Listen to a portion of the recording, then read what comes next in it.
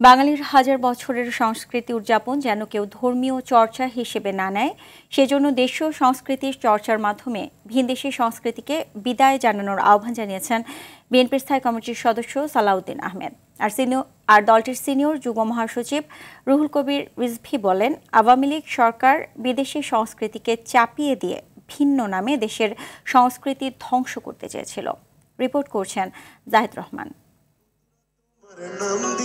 রমনায় নতুন বাংলা বছরকে বরণ করে নিতে নানা রকম আয়োজন ছিল জাতীয়তাবাদী সাংস্কৃতিক সংস্থা জাসাসের। দেশীয় সংস্কৃতিকে বিকৃত করতেই মঙ্গল শোভাযাত্রা নাম দিয়েছিল আওয়ামী লীগ। জাসাসের বর্ষবরণ আয়োজনে যোগ দিয়ে এমনটা জানান বিএনপির স্থায়ী কমিটির সদস্য সালাউদ্দিন আহমেদ। সমস্ত বাংলাদেশের মানুষ, সকল নাগরিক, সাংবিধানিকভাবে আমাদের মধ্যে কোনো ভেদাভেদ নাই। আমরা এই দেশের এই ভূখণ্ডের সংস্কৃতিকে, হাজার বছর থেকে লালিত সংস্কৃতিকে পালন করব, লালন করব, এগিয়ে নিয়ে যাব।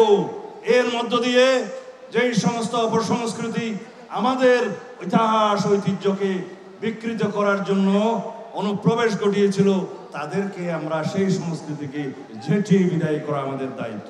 রাজধানীর পরিবাগে সাংস্কৃতিক ও আলোচনা অনুষ্ঠানে যোগ দিয়ে রুহুল কবির রিজভী বলেন, নববর্ষে মানুষের আকাঙ্ক্ষা হলো ভোটের অধিকার ফিরে পাওয়া।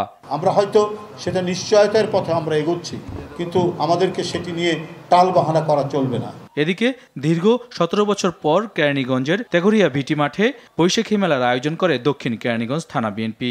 মেলার উদ্বোধন করেন বিএনপির স্থায়ী কমিটির সদস্য গয়েশ্বর চন্দ্র রায়।